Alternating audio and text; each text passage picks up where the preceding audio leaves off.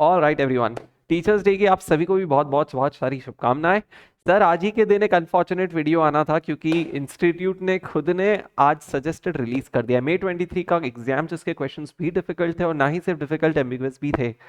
वही सारे क्वेश्चंस का सजेस्टेड आज आ चुका है जिसके ऊपर हम डिस्कशन करेंगे। क्लास स्टूडेंट्स के लिए वीडियो देखना मस्ट है, कंपलसरी, आपके पास कोई चॉइस नहीं है क्योंकि हमने हमारे आउटस्कैनर में नवंबर 23 का आउटस्कैनर जो भी स्टूडेंट्स रेफर कर रहे हैं उसमें मई 23 का क्वेश्चंस अपडेटेड है। राइट, अब उन क्वेश्चंस के सॉल्यूशंस हमने हमारे अकॉर्डिंग किए थे जो इस नवंबर 20 जब जो इस सजेस्टेड में मई 23 के सजेस्टेड में आ चुके हैं। तो आप एक बार देख लो और कंफर्म कर लो कौन कौन से सॉल्यूशन हमारे जैसे हैं इंस्टीट्यूट के, कौन से अलग है और अलग है तो वो सही या फिर हम सही। राइट, वो सारा डिस्कशन इस वीडियो में होगा। तो कोशिश करूंगा कि प्लीज समझ लो, मैं इस वीडियो में आपको हर एक पॉइंट टू पॉइंट चीजें एक्सप्लेन करने नहीं आया हूं। मैं ऐसा अज्यूम करके आया हूं कि जो बेसिक क्वेश्चन है, जो देखे हुए क्वेश्चन है वो आपको आते हैं, है ना। कुछ नई difficult, tricky, ambiguous, incorrect types of चीजें हम लोग इस वीडियो में क्विकली डिस्कस करके आपका टाइम सेव करेंगे। कूल। जिस भी फाइल्स का मैं यूज करने वाला हूँ वो सब डिस्क्रिप्शन में अवेलेबल है। जैसे आउटस्कैनर जो नवंबर 23 के लिए एप्लीकेबल है वो डिस्क्रिप्शन में अवेलेबल है। उसके बाद दो और इंपॉर्टेंट चीज बता दूं। पहला, रिविजन लेक्चर्स आ चुके हैं। ठीक है, सारे ऑलमोस्ट सारे प्रैक्टिकल टॉपिक, सारे थियोरेटिकल टॉपिक वहां पे लिंक दे देता हूं, उसका भी डिस्क्रिप्शन में लिंक है। वो रिवीजन वीडियो देख लो, आपकी कॉन्सेप्चुअल क्लैरिटी अमेजिंग होने वाली है। Exceptional, exceptional, when I say it I mean it. Alright. Second, test series 100% होने वाली है सारे स्टूडेंट्स के लिए। सो जो लोग क्लास स्टूडेंट हैं पहले से, उनके लिए वो चीज फ्री होने वाली। जो नहीं है आप सब्सक्राइब कर सकते हैं। I try to keep it nominal but I make sure that उस टेस्ट सीरीज में कुछ ऐसी नई चीजें मैं आपसे पूछ लूं जो एग्जामिनर आपसे पूछ लेता है और आपका एकदम रिदम बिगड़ जाता है। तो वो प्रैक्टिस हम घर से करके जाएंगे। एटलीस्ट एक टेस्ट पेपर पक्का होगा, इफ पॉसिबल मैं दो भी देने वाला हूँ। ऑलराइट, उसकी चेकिंग नहीं होगी, अभी से बता देता हूँ। डोंट एक्सपेक्ट कि मैं उसको चेक करके दूंगा, मैं उसके सजेस्टेड दे दूंगा। सजेस्टेड में स्टेप वाइज मार्क्स लिख लूंगा। अगर उस स्टेप का आपका आंसर मैच हो रहा है तो आप खुद को एक मार्क अलॉट कर देना, अगर मैच नहीं हो रहा है तो मत करना। वो सब डिटेलिंग्स बाद में, सॉरी, यहाँ पे बता दी। ऑलराइट, आ जाओ सर। स्क्रीन शेयर कर रहे हैं सजेस्टेड। ऑलराइट, क्वेश्चन नंबर 1 वैसे तो देखा हुआ क्वेश्चन था, राइट। लेकिन एग्जाम में गए तो पता चला सर थोड़ी बहुत उन्होंने लाइंस और वर्डिंग्स चेंज कर दिए, है ना। ये कौन सा क्वेश्चन है, इमेजिन कर लो। बायबैक के कॉन्सेप्ट को लेकर क्वेश्चन था अपने नवंबर 23 के आउट स्कैनर में। और right, equity and corporate valuation का चैप्टर क्वेश्चन नंबर 94 है ये। अब यहाँ पे क्या हुआ, हमने इस क्वेश्चन को सॉल्व किया। इंस्टीट्यूट का फर्स्ट पार्ट और अपना फर्स्ट पार्ट मैच हो रहा है, सेकेंड पार्ट मैच नहीं हो रहा है। कहाँ पे, प्लीज जान लीजिए क्यों। सर, इंस्टीट्यूट ने बोला, देखो क्वेश्चन का बैकग्राउंड ऐसा था। क्या करें, क्वेश्चन का बैकग्राउंड बताए क्या। चलो एक सेकंड जान लो क्योंकि हो सकता है उसके बिना मैं चीजें एक्सप्लेन ही नहीं कर पाऊँ। सुन लो, क्वेश्चन का बैकग्राउंड ऐसा था भाई कि इंस्टीट्यूट ने बोल रहा अभी कुछ इनकम है और बोल रहे बायबैक के बाद इनकम इतनी हो जाएगी। तो और वो बायबैक कैसे फंड करना है, इंटरेस्ट के थ्रू, लोन के थ्रू। ठीक है, तो हमने बोला यार इनकम जितनी कम हो जाएगी मतलब उतना इंटरेस्ट देने का कैपेसिटी है अपना। बेसिक थीम इस क्वेश्चन का ऐसा था, है ना, कि यार इनकम अभी इतना है। अभी समझो फॉर एग्जांपल रैंडम नंबर्स ले रहा हूँ, उस क्वेश्चन से कोई लिंक नहीं, अभी इनकम 1 करोड़ है ना। सर, अगर बायबैक कर लिया तो इनकम हमारी कम होके इतनी हो जाएगी, मतलब सिर्फ इतनी भी इनकम, सिर्फ 800 लाख 80 लाख की भी इनकम चलेगी ना, rather than 1 crore. 1 crore number बोल रहा हूँ, 1 करोड़ थी, अब 80 लाख भी हो जाएगी तो चल जाएगा। तो हमने बोला 20 लाख का अपने पास मार्जिन अवेलेबल है to make the payment of interest, right, और वो भी पोस्ट टैक्स। तो ऐसे करके हमने बोला यार मैक्सिमम कितना इंटरेस्ट पे कर सकते हैं, तो वो आपका मतलब अपना और इनका मैच होता है, which is how much, let me figure out. हाँ, 400 करोड़, 400 करोड़ का pre tax amount of interest we can afford to pay. Alright, ठीक है। अब यहाँ से कहानी स्टार्ट होती है। हमने बोला सर ये जो इंटरेस्ट आप पे करोगे, लोन पे करोगे, लोन का रेट ऑफ इंटरेस्ट कितना है, 16%। तो हमने बोला अगर 400 करोड़ के लोन का इंटरेस्ट अगर पे करना है और रेट ऑफ इंटरेस्ट 16% है, तो कितने का लोन हम ले सकते हैं, 2500 करोड़ का। यहाँ भी आपका और हमारा मैच, मतलब इंस्टीट्यूट का और अपना मैच। ठीक है, थर्ड, और यही पॉइंट है जिसने पूरी गेम बिगाड़ दिया। ये बोल रहे हैं premium is to be paid by raising a loan from the bank. अब इस लाइन को देखते हुए हमें क्या लग रहा है, और ऑब्वियसली लगना भी चाहिए क्या, कि यार बैंक से जो लोन लेंगे उसका यूज किस चीज में करना है, प्रीमियम में। मतलब लोन का अमाउंट सिर्फ प्रीमियम पे यूटिलाइज होना चाहिए। सर प्रीमियम मतलब मार्केट प्राइस इतना है, बायबैक प्राइस इतना, तो ये जो एक्स्ट्रा दे रहे हैं ना हम, ये प्रीमियम, है ना। ये आप समझ रहे हो ना मेरा डिस्कशन कहाँ से स्टार्ट हो रहा है, assuming basic conceptual clarity with respect to this question है। अगर नहीं है तो 1 मिनट पॉज करके क्वेश्चन पढ़ के सोल्यूशन समझ लो, फिर आओ वीडियो देख लें। ठीक है, सुनो। तो अभी कैसा है यार, हमें समझ में आया कि यार फॉर एग्जाम्पल हमने कहा 2500 करोड़ का लोन लेना है ना, 2500 का करोड़ का लोन लेना है। जो जो लोन कितने शेयर्स के लिए होगा, सिर्फ 20 लाख शेयर्स के लिए। तो हमने देखा कितना टोटल, कितना अमाउंट ऑफ प्रीमियम हम अफोर्ड कर सकते हैं। तो हमने बोला यार 2500 करोड़ का जो लोन है ना, डिवाइड बाय, अब आई थिंक आपको दोनों सोल्यूशन में दिखा देता हूँ, होल्ड ऑन। या फिर यहीं देख लो, यहीं देख लो, सुनिए सुनिए। 2500 करोड़ का लोन आप ले सकते हो, हमने बोला 20 लाख शेयर से डिवाइड करते हैं, है ना। तो 2500 करोड़ का जो लोन था ये हमारे हिसाब से सिर्फ प्रीमियम का अमाउंट था। Do you agree to it? Total buyback price नहीं थी, ये सिर्फ प्रीमियम का अमाउंट है, क्योंकि उन्होंने बोला था लोन से प्रीमियम पे करना है। ऑलराइट, तो 2500 करोड़ जो हमारे हिसाब से प्रीमियम का अमाउंट है, जब 20 लाख शेयर्स पे डिवाइड किया तो हमने बोला पर शेयर कितने का प्रीमियम देना है, 12,500। आंसर इनका भी 12,500 है, आपका भी 12,500 है, पर इनका बोल रहे हैं, हमने क्या बोला कि 12,500 पूरा प्रीमियम का अमाउंट है, और ये बोल रहे हैं नहीं भाई साहब, पूरे बायबैक प्राइस ही आपको लोन के थ्रू फंड करना थी, ना कि सिर्फ प्रीमियम अमाउंट। तो इनके हिसाब से 12,000, ये जो 2500 करोड़ का जो लोन लिया है ना, this loan is to represent the entire buyback price. Share holders को जो दोगे ना पैसा बायबैक के लिए, वो पूरा ही लोन से आया है, और हमने सोचा था सिर्फ प्रीमियम आया। तो इनके हिसाब से 12,500 पर शेयर पूरा बायबैक प्राइस है, और अपने हिसाब से 12,500 सिर्फ premium over and above the face value है। ये डिफरेंस आया, इसकी वजह से हमने 12,500 को प्रीमियम बोल दिया, और इन्होंने बोला प्रीमियम तो सिर्फ 2500 रुपए ना, क्योंकि 12,500 की टोटल बायबैक प्राइस में 10,000 तो आज मार्केट प्राइस है ही, तो ऊपर कितना दिया, 2500 रुपया। This is the first point of difference. ये चूज करने का राइट आपके पास है कि कौन सही है कौन गलत है ना।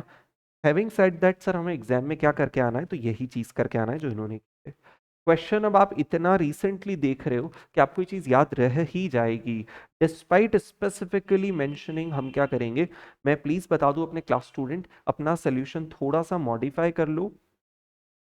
एंड में जहां पे अपन ने बोला है ना 12,500 इज द प्रीमियम अमाउंट, उसको बायबैक प्राइस बोल दो, और प्रीमियम को बोल दो 12,500 माइनस 10,000 ऑफ CMP। तो 2500 इज द प्रीमियम, और उस 2500 को जो इन्होंने परसेंटेज टर्म्स में कैलकुलेट नहीं किया, आप कर भी देना, 10,000 पे 2500 आएगा, 25% प्रीमियम। ऑलराइट, ये पहला चीज, ये पहला क्वेश्चन जो आपके साथ डिस्कस करना था। सेकेंड क्वेश्चन, जो क्लास में देखो, फर्स्ट क्वेश्चन से एक्सपेक्टेशन नहीं था कि वो लोग गलत करेंगे, है ना, क्योंकि टू बी फ्रैंक उसमें कोई अपरेंट एम्बिग्विटी दिखी ही नहीं थी। एम्बिग्विटी सेकंड क्वेश्चन में थी, जो मैंने बोला भी था एम्बिगुअस, सॉरी सॉरी, सेकंड नहीं, वो बी पार्ट में आएगा, आएगा, माय बैड। सेकंड क्वेश्चन में पर्टिकुलरली कुछ नहीं है, ये क्वेश्चन हिस्टोरिकली बहुत बार पास्ट में पूछा गया है, आपको वैसे ही सॉल्व करना है। यहाँ पे जो इस पर्टिकुलर सजेस्टेड में इंस्टीट्यूट ने सोल्यूशन दिया है वो थोड़ा सा इनकम्प्लीट है। उन्होंने क्या करा, नो हेजिंग के केस में आउट इनफ्लो कितना होगा वो बताना भूल गए। सेकंड बात, वो ये बात बताना भूल गए कि हमें सिर्फ तीनों कैलकुलेशन थोड़ी ना करना है, हमें तो भाई साहब हमारे कंक्लूजन भी देना है, सजेस्ट सूटेबल अप्रोच, क्योंकि हम कंक्लूजन नहीं देते तो ये लोग मार्क्स काट लेते हैं। प्लीज इनका देख लो सोल्यूशन, इनका सोल्यूशन देख लो, है ना। तो ये मैंने फर्स्ट वाले क्वेश्चन में जो एक था वो बता दिया, है ना। इन्होंने क्या करा, फॉरवर्ड के थ्रू कितना इनफ्लो, फ्यूचर्स के थ्रू कितना इनफ्लो है बता दिया। भाई नो हेजिंग में कितना इनफ्लो, नहीं बताया। तीनों में से बेस्ट कौन सा, नहीं बताया। अब इन सब के मार्क्स अगर आप नहीं करोगे तो मार्क्स कटेंगे, है ना। But unfortunately as I said, ये वीडियो आज बनना ही था लगता है। सेकेंड क्वेश्चन पे इतना लोड मत लो, आप तो पुराने टाइम से जैसा करते आ रहे हो वैसा करना। अपने नोट्स में 62 63 क्वेश्चन बिल्कुल इसी थीम पर बेस्ड है। ऑलराइट, तो this is second question, just एक सेकेंड दीजिए मुझे।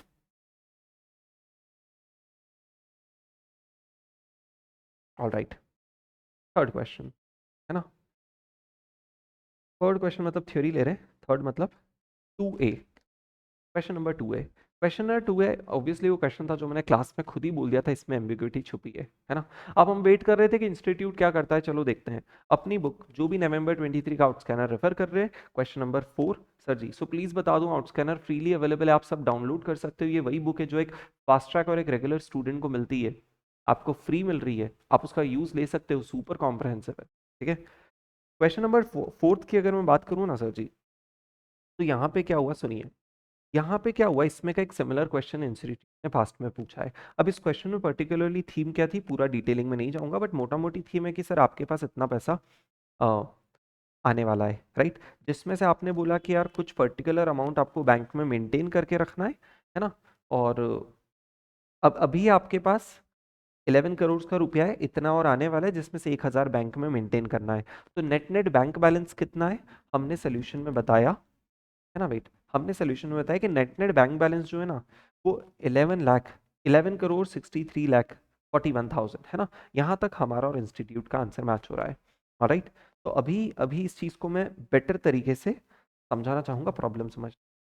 क्वेश्चन का बैकग्राउंड में और बोला कि यार हमें क्या करना है, हमें फाइंड आउट करना है कि अगर हम दो सिक्योरिटीज में इन्वेस्ट करना चाहते हैं, एक्स और वाई, तो ऑब्वियसली ये सिक्योरिटीज में रिटर्न्स रिस्की है, क्योंकि ऑब्वियसली दिख रही है अनसर्टेनिटी। अब रिस्की रिटर्न है तो हो सकता है हम पैसा लगाएंगे तो पैसा खो भी दें। तो हमने बोला कितना पैसा लगाए कि मैक्सिमम वैल्यू एट रिस्क किसके बराबर हो, मैक्सिमम वैल्यू एट रिस्क मेरे पास अवेलेबल बैलेंस के बराबर हो, राइट। पर सवाल आता है यहाँ पे, क्वेश्चन आया कितने दिन में, तो वो भी क्लियर था कि 4 दिन का आपके पास टाइम पीरियड है।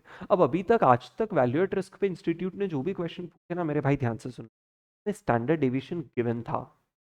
ये फर्स्ट टाइम ऐसा हुआ कि स्टैंडर्ड डेविएशन उसने आपसे कैलकुलेट करने के लिए बोला। आप सोचे क्या बड़ी बात है, तो आता है ना पोर्टफोलियो में इतनी बार किया है।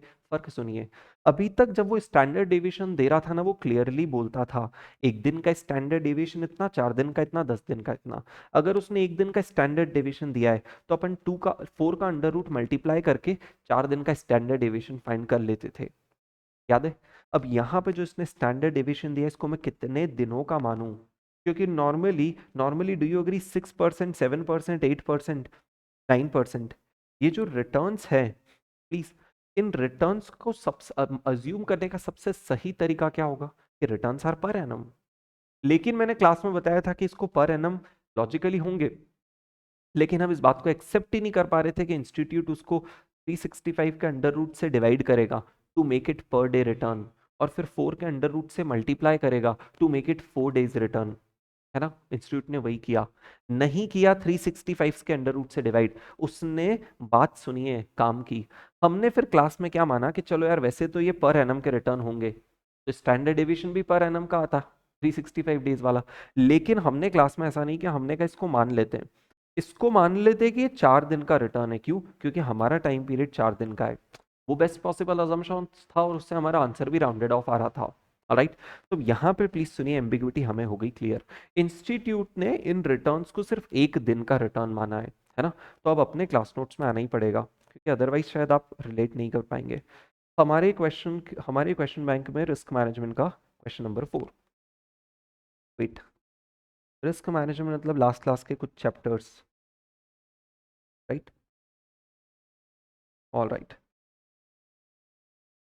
क्वेश्चन नंबर 4 में हमने बोला, ये रहा, है ना। क्वेश्चन नंबर 4 में हमने बोला कि चलो इतना टोटल बैंक बैलेंस अवेलेबल है टू बेयर द लॉस। हमने कहा स्टैंडर्ड डेविएशन कितना, वेरिएंस कितना पहले, तो 1.3 और 4.8, लेकिन ये तो सिर्फ एक दिन का वेरिएंस था, है ना। हम इसको क्लास में कैसे सॉल्व करते हैं कि सर एक दिन का वेरिएंस इतना, तो 4 दिन का कितना इंटू 4। जब दोनों में 4 1.3 और 4.8 में 4 मल्टीप्लाई किया तो 5.2 और 19.2 4 दिन के वेरिएंस आ गए। जब इन दोनों नंबर्स को अंडर रूट किया तो 4 दिन का स्टैंडर्ड डेविएशन आ गया 2.28 और 4.38। सर रेक्टिफाई क्यों करा रहे हो सोल्यूशन, क्योंकि पहले हमने अज्यूम किया था कि ये वेरिएंस और स्टैंडर्ड डेविएशन 4 दिन के ही है, क्योंकि क्वेश्चन ने तो कुछ बताया नहीं ना, है ना, क्वेश्चन ने तो कुछ बताया नहीं, ऑलराइट। क्योंकि यहाँ भी अगर आप लाइन पढ़ेंगे तो ये बोले कि इस हफ्ते हमें जो, इस वीक के लिए हमारे पास जो स्टॉक्स है उसका डेटा ये है। स्टॉक का एक वीक का डेटा नहीं है, इस वीक में जो स्टॉक्स है हमारे पास जिसमें हम ट्रेड करने का सोच रहे हैं उसका डेटा दिया है। अब रिटर्न प्रोबेबिलिटी हमेशा आप 1 साल के मानते आ रहे थे, है ना, coming back to the point. लेकिन अब ऑब्वियसली इंस्टीट्यूट ने उसको एक दिन का माना तो हमने उसको 4 दिन में कन्वर्ट किया, और फिर हमने बोला कि यार 1163 41 560 is the maximum amount of loss I can bear in rupee terms, and how much loss can you bear in percentage terms. तो हमने कहा मैक्सिमम लॉस परसेंटेज का फॉर्मूला क्या होता है, maximum loss will be S D into the Z score, है ना। 2.28 4 दिन का एस डी, 4.38 4 दिन का एस डी, जिसमें जब 2.33 का जेड स्कोर मल्टीप्लाई करते हैं वो नॉर्मल प्रोबेबिलिटी डिस्ट्रीब्यूशन वाला, तो पता चल जाएगा कि यार 5.3124 परसेंटेज का लॉस हम बेयर कर सकते हैं। मतलब जितना भी इन्वेस्ट करोगे 4 दिन में मैक्सिमम कितना लॉस हो सकता है? 5.3124। जितना इन्वेस्ट किया उसका मैक्सिमम 5.3124 आप लूज करोगे।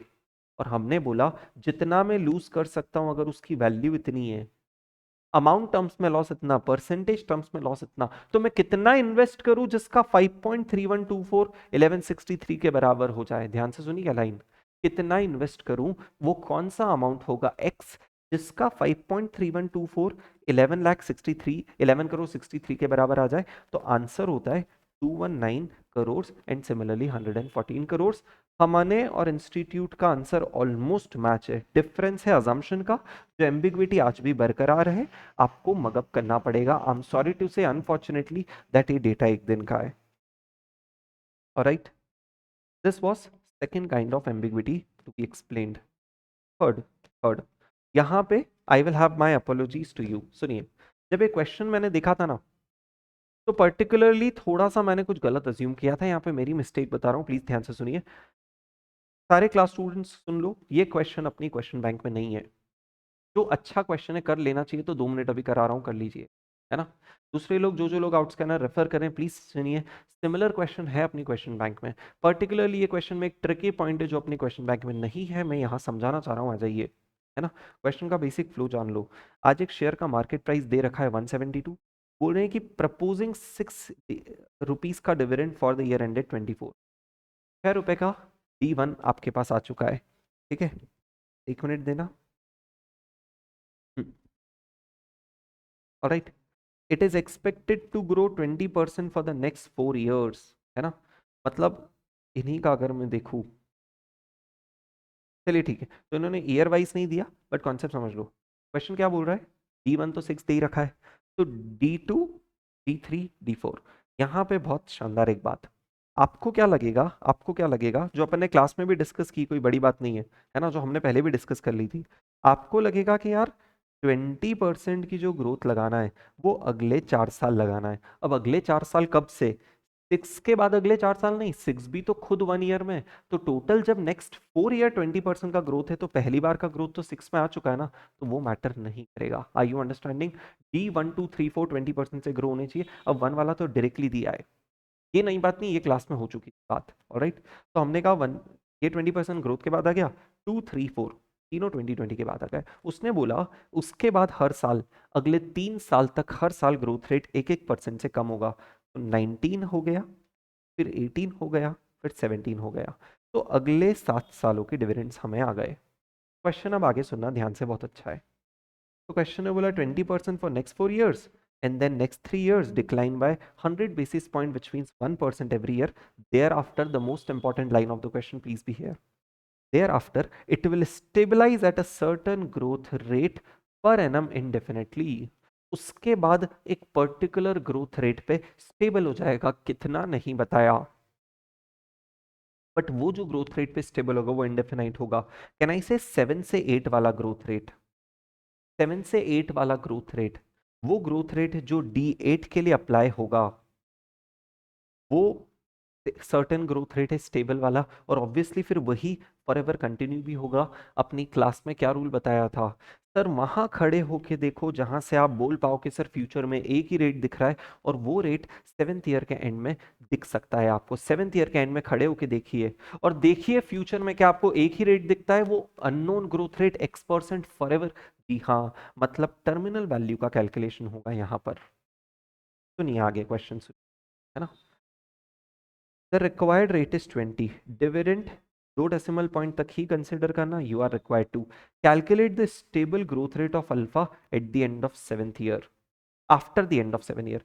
7 ईयर के एंड तक तो आपको सब कुछ उन्होंने ही दिया है, कम करते जाना, है ना। मतलब 4 साल एक जैसा रखना, फिर 3 साल कम कर देना 1-1%। 7th ईयर के एंड के बाद मतलब 8 एंड ऑनवर्ड का वो स्टेबल इनफाइनाइट ग्रोथ रेट क्या है वो बताओ, राइट। मतलब सर इस बार जी मिसिंग है, इफ यू रियलाइज, तो कोई बात नहीं ना, सीएमपी तो अवेलेबल है, फॉर्मूला लगा देंगे, फॉर्मूला लगा देंगे और जी की वैल्यू फाइंड आउट कर लेंगे। कॉमन सेंस कि आपको वेरिएबल ग्रोथ मॉडल का बेसिक्स पता है ना sir. PV of future dividend, इस बार फ्यूचर डिविडेंड में क्या क्या है सर, 2 चीजें ध्यान से देखना। फ्यूचर डिविडेंड में 2 चीजें, मतलब दो types of cash flows, D1 से डी, देखो सबसे पहले क्लास में बताया था ये फिगर आउट करना जरूरी है टीवी कहाँ आएगा। तो टीवी पता चल गया ना, 7th ईयर में आ रहा है, तो टीवी 7 का फॉर्मूला होता है D8 डिवाइडेड बाय K-G। और अगर टीवी 7 आ रहा है, मतलब do you realise 7th year का dividend is yet to be considered, मतलब D1 से D7 तक के सारे डिविडेंड्स का पीवी और टीवी का PV should be equals to the CMP। Alright sir, examiner पे रिलाय कर रहे हैं, अगले 7 सालों के जो भी डिविडेंड्स हैं 20% के फैक्टर जो उन्होंने ही दिए हैं उसकी मदद से पीवी कैलकुलेट किया, इट इज 36.4, ये नंबर आ गया। ऑलराइट सर, टर्मिनल वैल्यू के बारे में सोचते हैं। सर D8 तो अवेलेबल ही नहीं है, D7 तक अवेलेबल है क्योंकि यहाँ तक की ग्रोथ रेट पता थी। D8 के लिए वो सर्टन ग्रोथ रेट कितनी होगी पता नहीं है ना, तो हमने कहा कोई बात नहीं, D7 इंटू 1+G तो लिख सकते हो, तो ये रहा D7 आया। हमने बोला this into 1+G divided by K-G, this is terminal value. उस टर्मिनल वैल्यू को जब ये TV 7 पे आया तो 7 साल का जो फैक्टर है ना, मल्टीप्लाई किया, जब उससे मल्टीप्लाई किया तो पीवी ऑफ टीवी आ गया। सेटल्ड हो यहाँ तक? अब इस पूरी इक्वेशन में मेरे भाई एक ही तो नंबर मिसिंग है, जी। मैथ्स करते नहीं सिखाऊंगा, वो आपको आना चाहिए, पर जी कैलकुलेट कर पाओगे आप इस तरीके से, आंसर आएगा 16%। लेट मी रिपीट, ये क्वेश्चन मिस हो चुका था, क्वेश्चन में बड़ी बात नहीं है, but I am happy to admit कि हमने गलती से रहने छूट गया, तो अब आप प्लीज देख लीजिए। Alright, cool, great. So this was everyone question number B, 100% correct. बाकी इसका सेकंड पार्ट में कोई बड़ी बात नहीं है, ऐसा ये क्वेश्चन तो हमारे मटेरियल में है। कूल, तो it's a good question to be solved. इससे सिमिलर क्वेश्चन 25th अपने आउट स्कैनर में है, जिसमें ग्रोथ रेट था, पीवी ऑफ मतलब प्राइस कैलकुलेट करना था, बचा हुआ थीम पूरा सेम है। कूल, तो दैट्स फाइन, ऑब्वियसली हम सिर्फ प्रैक्टिकल क्वेश्चन डिस्कस कर रहे हैं, है ना। Next sir, question number 3 of derivatives, question number of 3 of derivatives, quickly समझा देता हूँ। क्वेश्चन ऑलमोस्ट करेक्ट है, थोड़ा सा एम्बिग्विटी जो एग्जाम के टाइम ही हमें समझ में आ गया था, वो एम्बिग्विटी अभी भी है, उसको वेरीफाई करने का कोई तरीका नहीं है, प्लीज समझ लो क्वेश्चन क्या बोल रहा है। तो आपका कॉन्सेप्ट समझता है, हमने बोला एक होता है डिजायर्ड जिसपे वो करना चाहते हैं, लेकिन हमने देखा उसके अकॉर्डिंग जो कॉस्ट है ना वो BPLR+4.5 आ रही है टोटल दोनों की मिला के, कौन दोनों की, IF और SF की, राइट। और अगर हम इनको अदरवाइज करा दें, कुछ उल्टा करा देना, तो इनकी टोटल कॉस्ट BPLR+4 ही आएगी, जिसमें 0.5 का सेविंग्स हो जाएगा। तो हमने कहा स्वैप पॉसिबल तो है, लेकिन फिर जब देखने गए तो पता चला कि 0.5 का तो कमीशन ही चाहिए, लेकिन फिर और आगे गए तो पता चला कि दोनों पार्टीज को मिनिमम 10 और 20 बेसिस पॉइंट्स का गेन चाहिए, राइट। और हमने बोला कि यार 50 का ग्रॉस गेन है, अगर कमीशन ही 50 का दे दिया तो कुछ बचेगा नहीं, लेकिन लास्ट लाइन ने बोला था कि अगर बैंक बैंक को तो क्या यार जितना मिले उतना अच्छा, तो बैंक बोले कि थोड़े बहुत कमीशन फॉरगो भी करना पड़ा ना तो कर देंगे। तो हमने बोला कितना कमीशन फॉरगो करना पड़ेगा, तो ऑब्वियसली भाई 20 का गेन इनको देना है, 10 का गेन हमें लेना है, तो 30 का कमीशन तो फॉरगो करना ही पड़ेगा ना। तो 50 में से अगर 30 का फॉरगो कमीशन कर दिया तो कितना कमीशन आप ले सकते हो भाई साहब, सिर्फ 20 बेसिस पॉइंट। तो हमने कहा 0.5 में से 0.2 का कमीशन हटा दो, तो 0.3 का गेन बचेगा, जो IF और SF में 20 और 10 के फॉर्म में डिस्ट्रीब्यूट होना है। क्या स्वैप का बेसिक स्ट्रक्चरिंग आपको समझ में आ गया? Alright, cool. क्वेश्चन पढ़ने पे स्पेंड टाइम नहीं किया, हाँ, आप क्विकली वीडियो पॉज करके पढ़ सकते थे, आपके हाथ में, अभी भी रुक के कर सकते हो, कोई बड़ी बात नहीं है, ठीक है। अपनी बुक का 66 क्वेश्चन है ये, वहां पे इसका सोल्यूशन नहीं है, 2 मिनट अपडेट कर लेंगे, आ जाइए सर। बेसिक जो अपन ने वो IB और जैकी जैसा क्वेश्चन कर रखा है ना, बिल्कुल वैसा ही है। उसमें बोल रहे कोई एडवांटेज है क्या, हमने कहा कंपैरेटिव एडवांटेज है ना, कंपैरेटिव याद है क्लास में पढ़ा था सर, वो एडवांटेज जिसमें दोनों ही दोनों ही टाइप के लोन्स IF को सस्ते पड़ रहे हैं। देखो वो फिक्स्ड हो या फ्लोटिंग हो, डू यू रियलाइज IF को दोनों लोन सस्ते पड़ रहे हैं, लेकिन IF को कौन सा लोन रिलेटिवली ज्यादा सस्ता पड़ रहा है, हमने कहा फ्लोटिंग वाला। क्योंकि सर देखो SF के कंपैरिजन में IF अगर फ्लोटिंग रहता है ना तो 1% का सेविंग होती है, लेकिन अगर SF के कंपैरिजन में IF फिक्स रहता है तो 0.5% की सेविंग होती है। तो कंपैरेटिव एडवांटेज मतलब दोनों में एडवांटेज, लेकिन किस में एडवांटेज ज्यादा, फ्लोटिंग में। हमने कहा ये रहा कंपैरेटिव एडवांटेज। बोले कोई स्वैप अरेंज हो सकता है क्या, हमने कहा हो सकता है ना। ऐसा एक स्वैप अरेंज कर दो है ना। ऐसा एक आपको स्वैप अरेंज करके नहीं बताना है। बोले हो सकता है कि हमने कहा हो सकता है, क्योंकि 0.5 की सेविंग है, उसमें से 0.2 का कमीशन दे देंगे और 0.3 के गेन्स डिस्ट्रीब्यूट हो जाएंगे। ये सब करके बताना एग्जामिनर को। थर्ड थर्ड यहाँ पे थोड़ा सा मैं आपको बताऊं, प्रेजेंटेशन का है लफड़ा, क्योंकि लॉजिकल इंस्टीट्यूट ने ये सब चीज़ें जो यहाँ लिख दी ना, वो यहाँ आना चाहिए नेक्स्ट। क्योंकि फर्स्ट में तो पूछा कोई एडवांटेज है क्या, एडवांटेज तो सिर्फ रेट्स कंपेयर करके ही पता लगा दिया था। ये कैलकुलेशन यहाँ क्यों कर रहे हो कि स्वैप में किसको कितना देना है। स्वैप की बात तो सेकंड पार्ट में की ना, फर्स्ट पार्ट में उन्होंने स्वैप पूछा भी नहीं है, देख लो आप। एडवांटेज तो नेचुरल वर्ड है, उसका स्वैप से क्या रिलेशन, हमने कहा एडवांटेज है, तो फिर बताओ ना सेकंड पार्ट में स्वैप कैसे करना है। तो ये कैलकुलेशन आपको सेकंड पार्ट में दिखाना है, जो इंस्टीट्यूट ने यहाँ दिखा दिया आप उसको सेकंड पार्ट में दिखाएंगे। ऑलराइट। थर्ड थर्ड सर, क्या इंटरेस्ट रेट कंपनीज को देने पड़ेंगे। आपको याद है क्लास में कॉन्सेप्ट पढ़ाया था कि एग्जामिनर अगर आपसे इफेक्टिव इंटरेस्ट कॉस्ट पूछे, एग्जामिनर अगर आपसे इफेक्टिव इंटरेस्ट कॉस्ट पूछ ले तो आपको परेशान होने की जरूरत नहीं है, स्वैप बनाने की जरूरत नहीं है। हम बोलेंगे यार जो भी उनकी डिजायर्ड के अंडर कॉस्ट थी वो क्या थी, माइनस हमारे थ्रू गए तो उनको गेन क्या हुआ वो बता दो। तो उनके अकॉर्डिंग जो उनकी कॉस्ट आती माइनस हमारी वजह से जाने में उनको जो गेन हुआ वो माइनस कर देंगे, तो पता चल जाएगा कि अब उनकी कितनी आ रही होगी कॉस्ट। करेक्ट। हमने कहा भाई साहब रुको रुको, आईएफ को बोरो करना था फिक्स पे, तो आईएफ का डिजायर्ड ये रहा और एसजीडी एसएफ का डिजायर्ड ये रहा, है ना। आईएफ खुद से जाता तो 3 पे बोरो करता, लेकिन हमारी वजह से उसको 0.2 का गेन हो गया, क्योंकि वही उसको मिनिमम चाहिए था इसलिए इतना देना पड़ा। 0.2 का गेन हो गया, तो इफेक्टिवली उसकी कॉस्ट कितनी, 3 माइनस 0.2 इज 2.8। आप यहाँ पे वेरीफाई भी कर सकते हो, 2.8 is the effective cost. Presentation का तरीका अलग, डज नॉट मैटर, मार्क्स आपको स्टेप के मिलते लाइंस के नहीं। एसएफ के बारे में सोच, उसका खुद से कॉस्ट आ रही थी बीपीएलआर प्लस 1.5, हमारी वजह से उसको 0.1 का गेन हुआ एसएफ को। तो अब इफेक्टिव कॉस्ट बीपीएलआर प्लस 1.4 होना चाहिए, जो इंसान से मैच हो रहा है। Alright, this question have been now everyone simplified. जो क्विकली इसको रिलेट नहीं कर पाए डोंट वरी, बुक में जाइए 66 क्वेश्चन के आगे या पीछे एक क्वेश्चन दिखेगा आपको जैकी और आईबी का, वो क्वेश्चन पहले कर लो, फिर आके इस क्वेश्चन को समझो, बहुत आसान है। Cool. That is for derivatives. Alright, तो एडवांटेज भी क्लास में डिस्कस कर चुके थे, मतलब सब कुछ क्लास में डिस्कस था। सर फिर आपने क्लास में कराया क्यों नहीं था, देखो अब मैं बताता हूँ। जो एम्बिग्विटी उस टाइम भी थी, आज भी थी, आज भी है। उन्होंने बोला a bank arrange as a swap and requires 50 basis point of commission.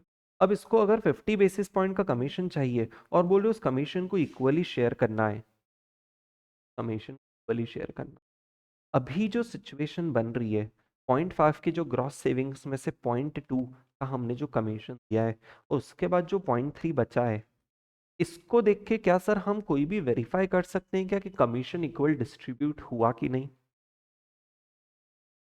नहीं, वेरीफाई नहीं कर सकते, क्योंकि इंट्यूटिव फीलिंग तो यही आ रही है कि यार कमीशन के बाद एक को ज्यादा एक को कम मिल रहा है। अब कमीशन किस तरीके से डिस्ट्रीब्यूट हुआ है ये तो हमें पता ही नहीं है।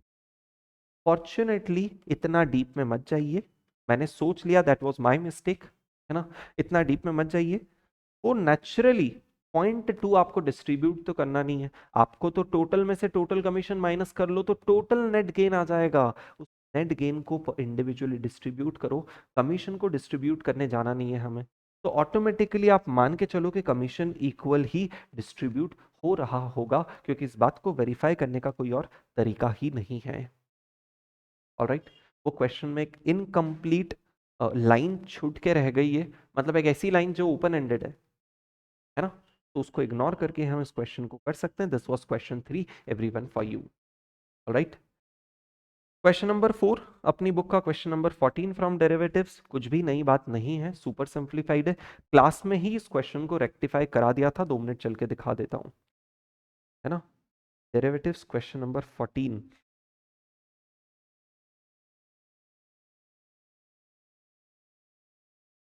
नंबर 14 क्लास में रेक्टिफाई इसलिए कराया था क्योंकि एक जगह प्लस का माइनस रहना लिखना रह गया था।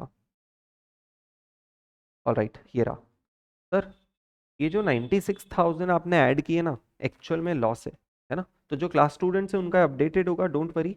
बट अदर स्टूडेंट जिन्होंने क्लास नहीं किया बट मेरा बुक रेफर कर रहे हैं, प्लीज़ एक छोटी सी चीज़ रेक्टिफाई कर लीजिए, 96 माइनस कर लीजिए तो 1560 हो जाएगा और फिर ऐसे 65 हो जाएगा।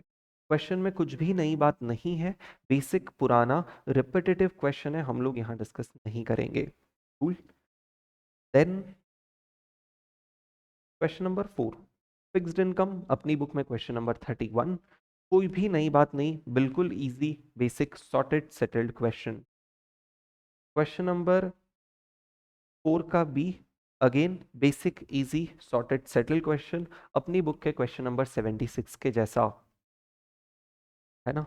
आई would appreciate this time suggested for 2 reasons. First, this time's question paper, in fact I must say, first ये पर्टिकुलर क्वेश्चन मुझे बहुत अच्छा लगा, ये वाला, है ना।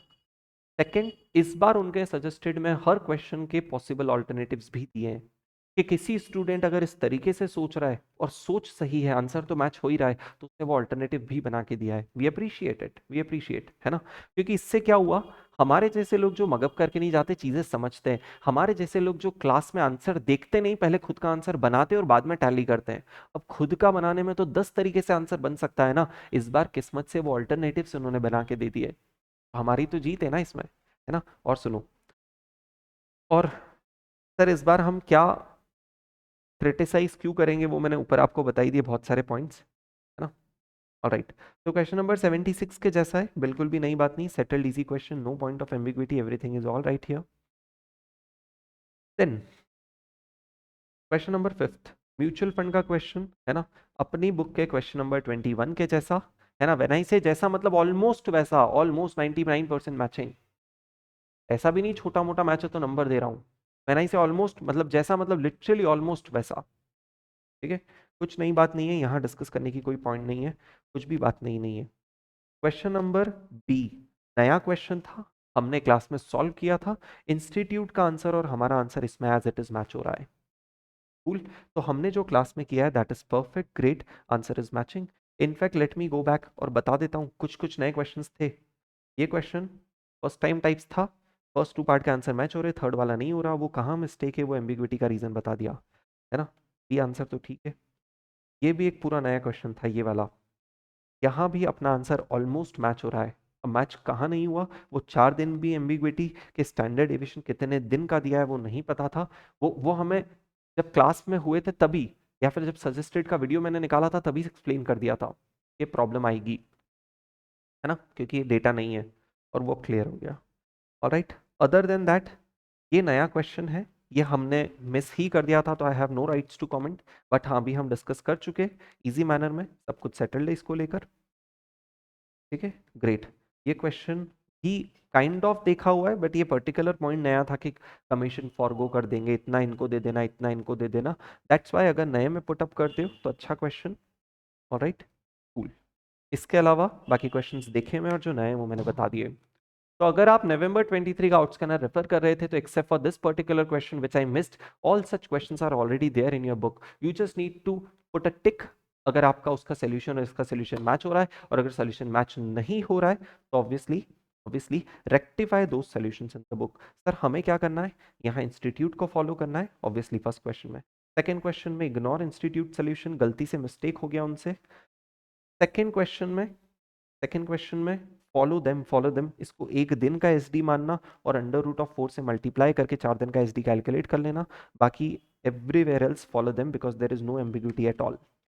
ऑलराइट, तो thank you so much people for watching up this video. अगर आप एक ऐसा पूरा वीडियो चाहते हो जिसमें इस क्वेश्चन के हर एक चीज को एक्सप्लेन किया गया हो तो प्लीज कमेंट करके बता दीजिए, will have that video for you. Alright, thank you so much.